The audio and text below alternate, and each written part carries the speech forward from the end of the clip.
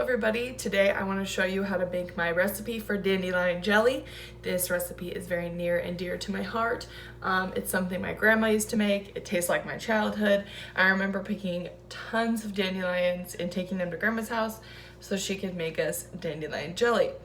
A lot of people don't know this about dandelions, but the petals are actually extremely sweet and they make a jelly that tastes very similar to honey. A lot of people actually use it as a honey replacement, and it's just delicious and it's super simple to make. So here is how I make dandelion jelly.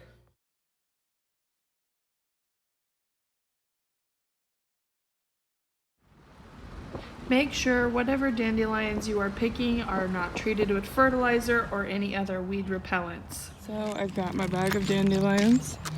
Got them from this empty lot by my apartment. I would stay away from dandelions along a road like that, but out there is not bad. So here is my bag of dandelions. I would have liked it to be a little bit fuller, like maybe to there. But I pretty much ran out of dandelions to pick, and I checked a bunch more spots and I couldn't find any. So we're gonna go with this, and what I'm gonna do is I'm gonna empty it into here. And now I'm going to take each individual piece and try to pull away as much of the green part from the yellow that I can and throw the scraps away. You really don't want to get the stems in there. The stems and the leaves, whoops, I dropped it. The stems and the leaves of the dandelion plant are actually very bitter. And the yellow part is actually very, very sweet. It tastes like honey. So you want to remove as much of the green that you possibly can. A lot of people just make sure they remove the stem, and some people just cook them just like this to make the jelly, and they say it tastes fine, which it probably does. But my grandma always removed the green parts, so do I. I'm not super picky about it. I just make sure I try to separate them a little bit. Currently filling this bowl up with cold water with all of them in here, and I'm gonna let this soak a little bit because there is gonna be some dirt in there. There could be bugs in there. So I just make sure all of the dandelions are fully coated, and then I drain the water and I begin peeling them. One of the tricks I learned over the years is to actually just take this and take the butt of it and cut off the butt where it's attached, and then you can open it up and you've got all of the yellow gold pieces, and then this amount of green leaves, that's fine. I just throw that in the bowl and call it good. So I'll show you again. You just cut the butt off, and then I kind of open them up and put them in. I think that's the fastest way. Some of the more open ones, I just do by hand. It's really, you just gotta find your groove and you just gotta do it. So I'm gonna keep doing this for a while. I'll see you guys when I've got a full bowl.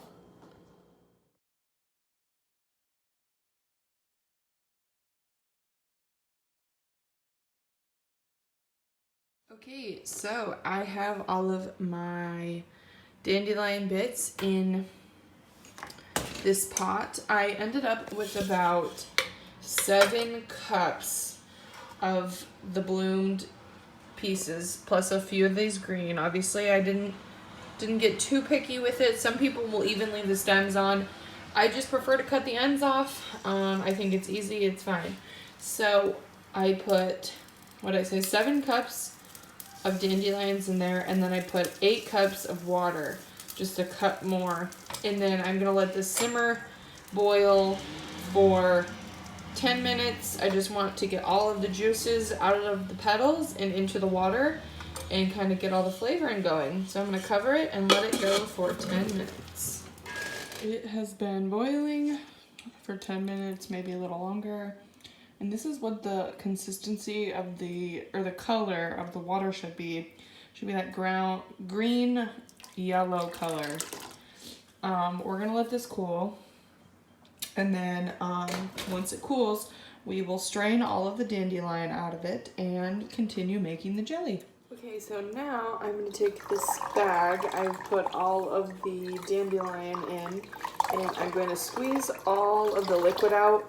Mind you, I let this cool for like an hour, maybe longer, and I'm just going to squeeze it all out. I highly recommend one of these bags. You can get them in the canning department. They're made by a canning company. They're really nice. Nothing escapes through, and they last a really long time, and you get 2 in a pack. I use them for all kinds of things. So I'm just going to squeeze out as much as I can from this, and then discard the dandelion. So for this specific jelly, my ratio is 4.5 cups of dandelion tea. Hello everybody, it's Editing Lizzie here. I was editing this video and realized I told you the wrong ratio of dandelion tea. You should be using 3 cups of dandelion tea if you're using powdered pectin. If you're using liquid pectin, you should be using 3.5 cups. I said 4.5, which was not correct. Or your dandelion water mixture when we boiled it down. 2 tablespoons of lemon juice, very important. And then 6 tablespoons or 1 box of pectin and 4.5 cups of sugar. You're going to want to add your water, your lemon juice. Make sure we get as much of that in there as we can. Your dandelion tea and your pectin all together. And you're going to stir it. And you're going to let it get to almost a boil. Dilute all that, mix it all together.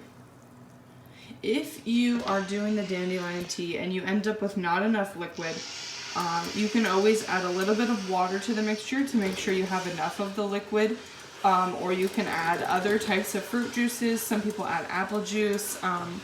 I know my grandma showed me one time we did orange juice, but you have to be careful with the acid ratio in that case. But this time I had plenty of dandelion tea to use, so I'm not going to add anything. But there has been times where I've added a little bit of water to make the right mixture, and it does not affect the overall taste as long as you boiled enough dandelions. Again, the more dandelions you boil, the better your flavor is going to be, so make sure you pick more than you think you need. So I'm going to bring this to a boil, and then we will add our sugar. I brought the mixture to a boil and then added my sugar. The sugar will take the boil away, so you need to bring it back to a boil and then stir constantly for the entire time. Roughly 2 minutes is what you want it to boil at. Okay, so it boiled for 2 minutes, and now you're going to add it to our jars. I just use my jars from when I buy jelly. I just wash them out and reuse them. And then I'll give these babies a water bath to seal them and let them sit on the counter overnight, and tomorrow we should have dandelion jelly. Remember to leave plenty of headspace, and remember you need to always disinfect your jars before filling them, because if they have any sort of bacteria in them before you fill them, when you go to fill them and seal them, that bacteria will get trapped in there and then you'll get mold in your jelly. But if you make sure they're plenty washed and clean before you fill them and seal them, they will last for a long, long time.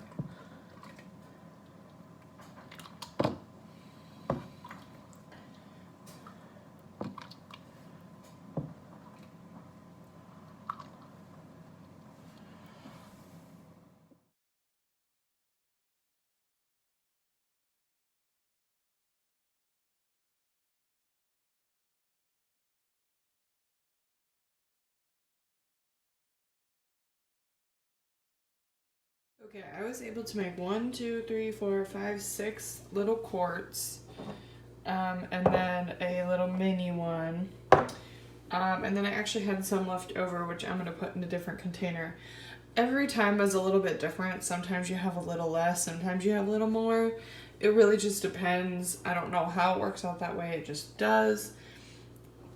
But I'm satisfied with the product, and now it just needs to set up. It's still watery because it's hot. So you just leave them set overnight and they will set perfectly.